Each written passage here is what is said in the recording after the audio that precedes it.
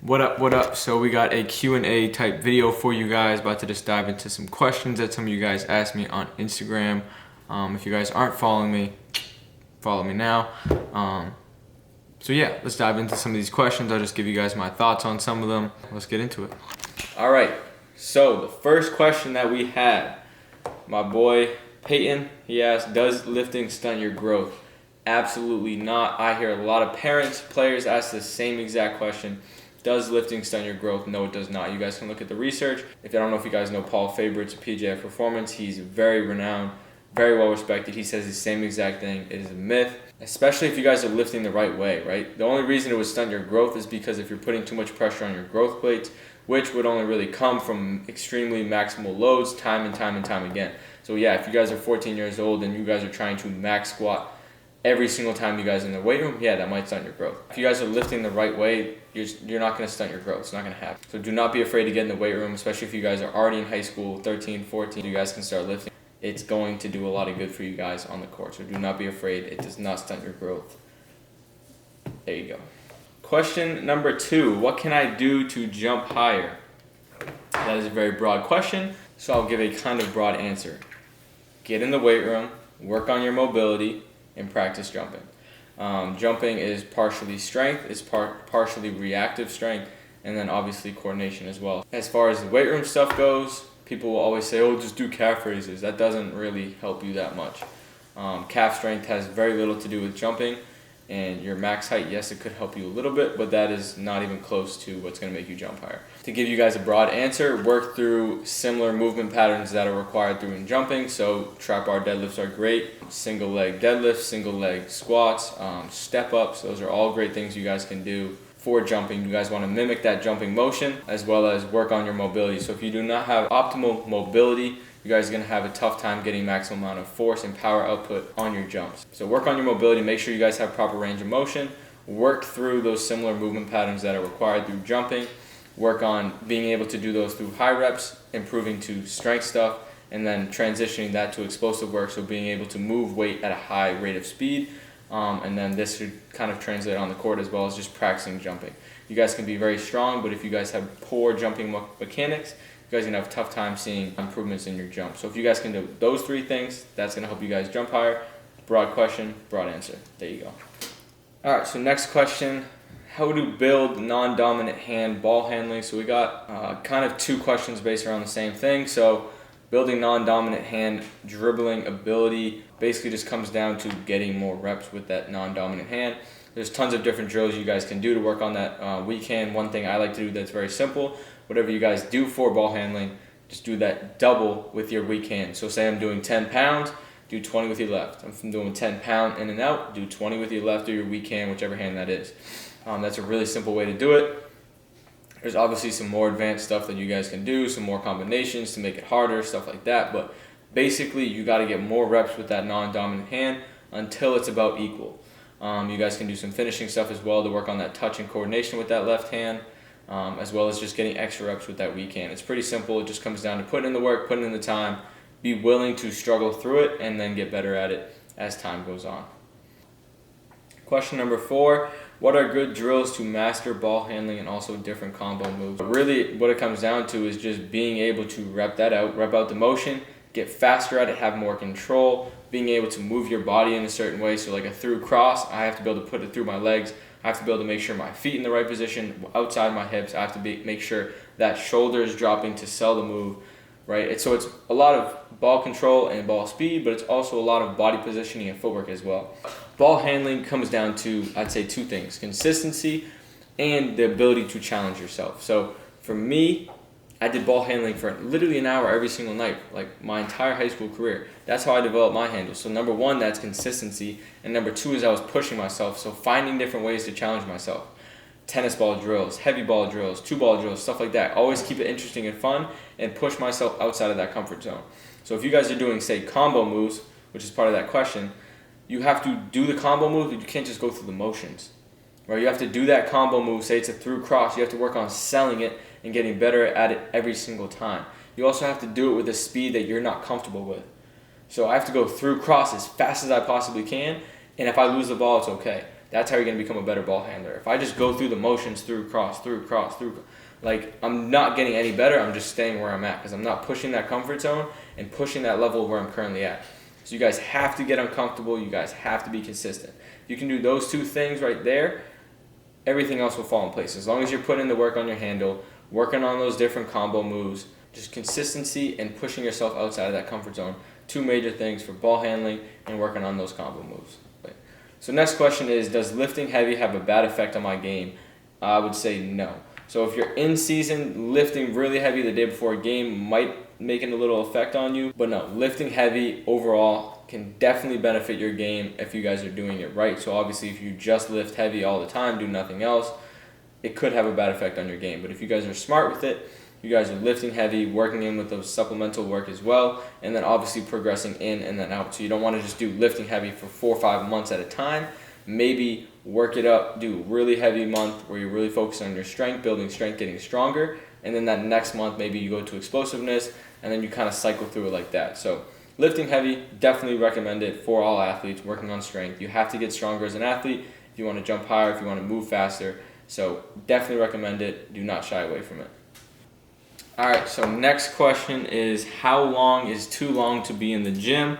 He said body health-wise. So I'm not sure if he means in a weight room or on the basketball court. But either way, it's pretty much about the same. So if you guys are in the weight room, I would say an hour and a half tops, no more than that, including your warm-up. Probably about an hour would be good, depending on obviously what you're working on.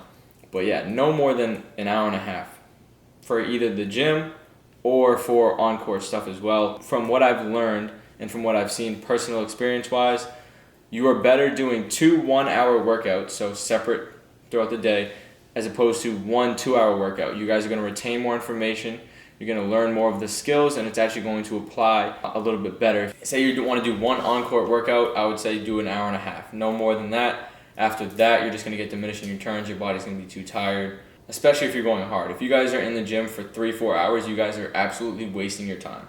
There's no way you're in the gym for 4 hours straight hard. You're just wait. I guarantee you, I see all these kids, I just worked out for 4 hours. Nah, you really put in about 45 minutes. But it was spread out across 4 hours. So yeah, on-court time, I'd say an hour to an hour and a half. If you guys want to do 2 workouts, I would definitely separate it. So do it maybe an hour, hour 15 in the morning, get a break, fuel your body, and then go back in the afternoon. That's just the smart way to do it. You're going to be more efficient. You're going to get more results, right? Same thing in the gym, in the weight room. If you're going in with a plan, working smart, getting the right amount of rest time, stuff like that, no more than an hour and 15, including your warm-up. So the next question is, if money was not a thing, what would you be doing? I'd probably still be doing the same exact thing. I didn't jump into doing this because of the money, so I would still probably be doing the same thing. Would I be doing it to the same level and intensity and consistency? Probably not. If money wasn't a thing, I'd probably be traveling a little more, doing some more things, having a little more fun. But money is a thing, so that changes things. I have a passion for helping people, and I love basketball, so combine the two together.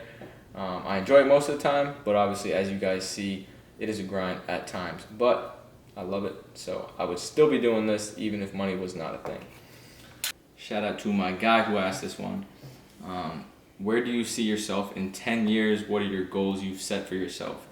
10 years is a long time.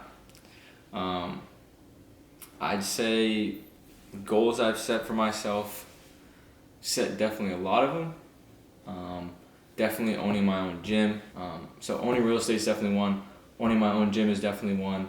Working with NBA players is definitely one of them. Having a very successful training company and then transition that into real estate, as well as speaking. So I kind of want to be a speaker, which is kind of funny considering in school I was always extremely afraid to talk in front of people. But I think, like I've talked about before, helping people is one of my serious passions. So being able to speak in front of people, maybe that is high schoolers, maybe that is business people, maybe that is just basketball community, being able to be a speaker and talk and help other people would definitely be awesome. So that's probably another one of my goals, as well as like getting sponsored by a major company. So whether that be a clothing company, a nutrition company, just something big where I have a good collaboration with a reputable, an awesome company that I get to do work for and work with, I think would be awesome. as well as have a very popular YouTube channel. That would be pretty cool.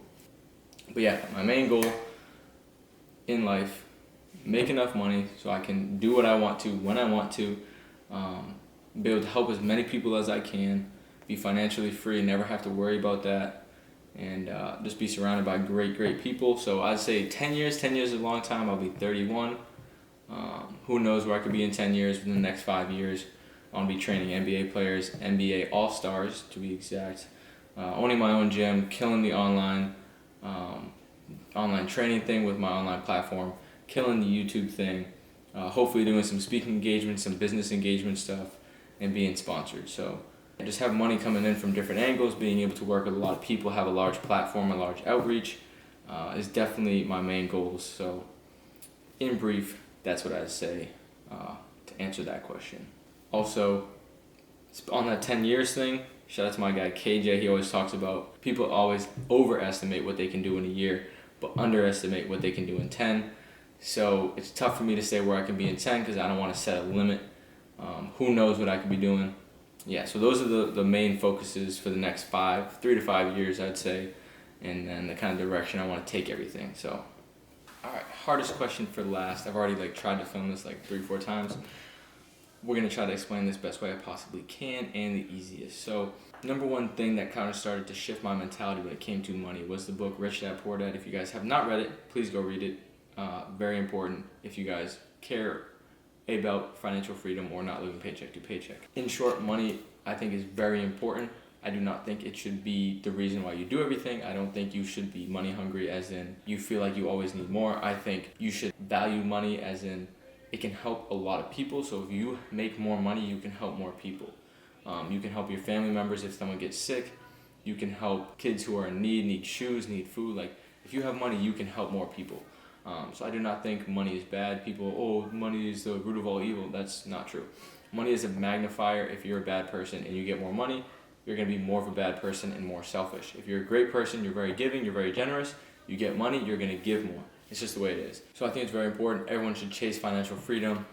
Is more money going to make you more happy? No. I think happiness is completely predicated on your mindset. Has nothing to really do with your circumstances. Getting more money is not going to make you happier after a certain point. Obviously, if you go from 30,000 to 100,000, you relieved a lot of stress, so yeah, you'll probably be happier. But after that certain point, it won't make you happier. But I think having that financial freedom to do exactly what you want, whenever you want, not have to worry about it, is the best way to live. So that's one of the important things for me. That's what I'm after. That's why I started a business, because now I'm more in control of what I make when I work. I'm my own boss. I don't have to be told what to do. Now, that's not to say that working a normal job is bad, but I'm just more in control, which I like. Because if I put in more work, I want to receive more benefits for that work. Yeah, so money is basically just something you trade for value. So it's really that simple. It's not a very complex thing. Give more, you get more. Give more, you get more. The more you can give, the more you can get. And you're also in control of that with a business, right? The more value you give, whether that's a service or product, the more you get. And then obviously the other really important thing for me is having my money work for me. So once I make money and I accumulate it, using that money to make myself more money. So actually one of the kids I train, if you're watching this, he was younger kid too. He was you should use bank account money to make more bank account money. You shouldn't spend bank account money on stuff that's not going to make you more money. And basically that's what it is. Use money that you've made and use that money to make you more money. So investments, real estate, owning property, stuff like that. Use that money to make yourself more money so you can make money while you sleep. Don't work for money. Make your money work for you. But yeah, get that money, help people with that money, and don't let it be the motivator, and don't let it be the deterrent for what makes you happy, right? So don't always want more. Find a way to want that money for financial freedom, but not need it for your sense of security and for happiness. And then let that money work for you so you can retire when you want, do what you want, when you want. That is the goal. So yeah, this might have been a little bit all over the place. I'm just going off the dome. I don't have any notes, just going off what I think. Obviously I could structure it more, but question and answer, that's what you're going to get. So hope you guys enjoyed appreciate you guys watching. Gonna keep growing this YouTube thing, figuring it out, posting more videos. Got some cool things in the works right now. Got some traveling coming up, not for like another month or month and a half, but yeah. So keep tuning in. Appreciate you guys. See you in the next one.